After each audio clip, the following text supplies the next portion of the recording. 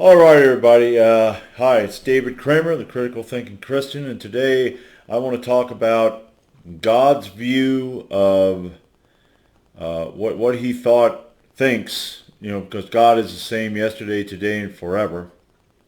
What He thinks about the dwarves, mentally handicapped, etc. Okay, and I'm going to start here in this is Leviticus 21 verses 16 to 24, King James Version. Okay. And the Lord spake unto Moses, saying, Speak unto Aaron, saying, Whosoever he be of the seed of their generation that hath any blemish, let him not approach to offer the bread of his God. For whatsoever man he be that hath a blemish, he shall not approach.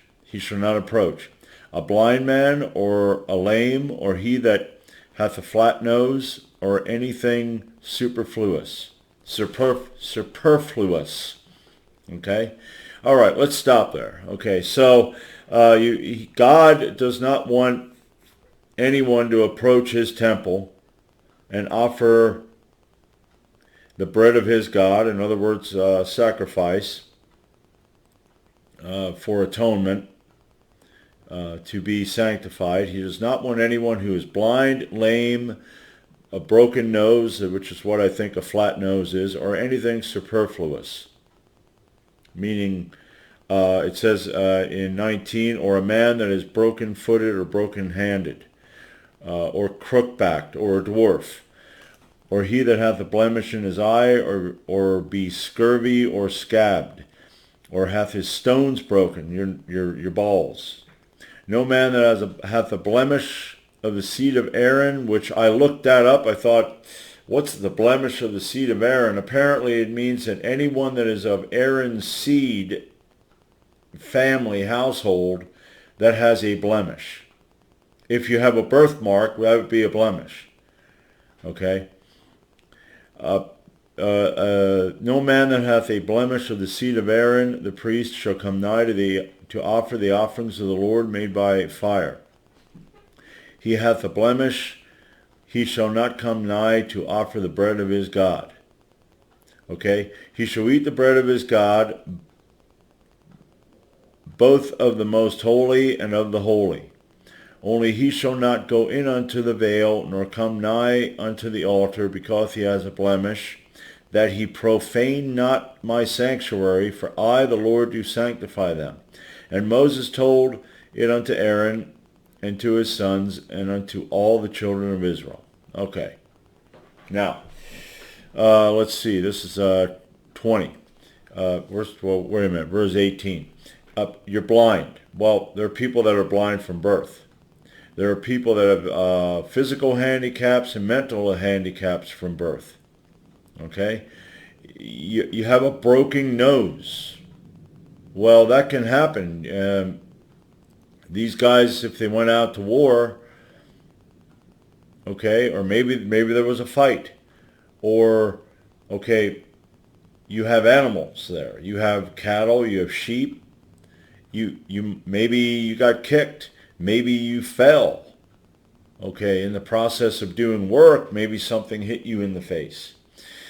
Okay, now, if you're in a fight and you got in a fight and something happened, that was technically your fault. But most of the other things are not your fault.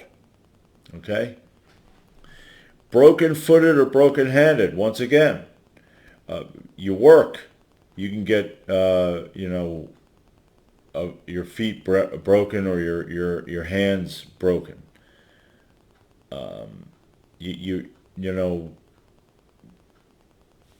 So, there, you have that. Those are things, I guess if you got in a fight and you kick somebody and you break your foot, or you kick a wall or you punch a wall, well, that's your fault. But, that doesn't really matter here. Even if you did that, okay. Or crook-backed, which means there are people that have scoliosis and other, I think scoliosis is it, where you have a crooked spine. Maybe they were in an accident and they weren't paralyzed, but now they broke their back, and in those days, they didn't have the medical like now where they can put you in traction. So maybe it grew crooked, okay? And there again, they were in Egypt, and they did work. Well, apparently they were in Egypt, okay? Because that there is up in the air. We don't know if there's evidence they may not have been, but just say they were, okay? Doing work, you get a broken back, broken foot, okay? The trek, hit a rock, broken foot, okay? A dwarf, okay? Well, now, I don't know of anybody except people that you could say if they went to war, maybe they lost legs. Sometimes you lose legs because of diabetes. You lose, you can be in a car accident. You can be, you can, once again, you could get your, if you're out there, maybe you're walking on the train tracks and the train hits you and cuts your legs off, okay? Then those people would be short, but that's not a dwarf, okay? You're born a dwarf. You're born short, okay? Not their fault, okay? A blemish in his eye, or be scurvy or scabbed, meaning you have scars and you have maybe you have a disease and you have scabbed. I saw a picture of a guy who they call him the tree man, where he was born and he has this skin condition where these things grow on him. It's like scabs or whatever. It's or something like that, but not his fault. Not these people's fault. If you get sick because maybe you're messing around, I mean, sometimes if you're sexual with too many partners, you might get a disease, but I don't know if then that will lead to eventually scurvy or scabbed, I guess. Or hath his stones broken, your balls, okay, you got crushed nuts. Okay, you work with animals. They had animals. They had cattle. You get kicked in the nuts. Okay, now sure, if you're messing around with a woman and she kicks you in the nuts, or you're in a fight and somebody kicks you in the nuts, well, that is your fault. But or maybe you were in a battle and you got kicked and you got hit in the nuts. Not your fault. But even if you were in a fight or something, or you did something like smack a woman, I did that one time in school. Grabbed a girl's butt and she turned around and kicked me right in the nuts. I mean, she came around real fast. I wasn't ready for it. Didn't break my nuts, but that there would be your fault. I can see then going, no, you can't come over here. Okay? So right here, it says, no man that has a blemish of the seed of Aaron. Now, I looked that up. I thought, what is the blemish of the seed of Aaron? Well, what it means is anyone that is in Aaron's family of his seed, if they have a blemish. Okay, no man that hath the blemish shall come nigh to Aaron to offer the offerings of the Lord made by fire. He hath a blemish, and he shall not come nigh to offer the bread of his God. He shall not eat the bread of his God, both of the most holy. He shall eat the bread of his God, both of the most holy and of the holy. Only he shall not go in unto the veil, nor come nigh unto the altar, because he hath a blemish, that he profane not my sanctuaries. For I, the Lord, do sanctify them. Okay. So all of these people here are profane. They're unworthy, they're impure, dirty. But what I was thinking of was the reason that this happened, whether you're born or any of these accidents happen to you, would that initially be God's fault? Since God created the mechanism, i.e. the tree of the knowledge of good and evil, okay, which caused the fall of man when whatever it was that was eaten by Eve and given to Adam.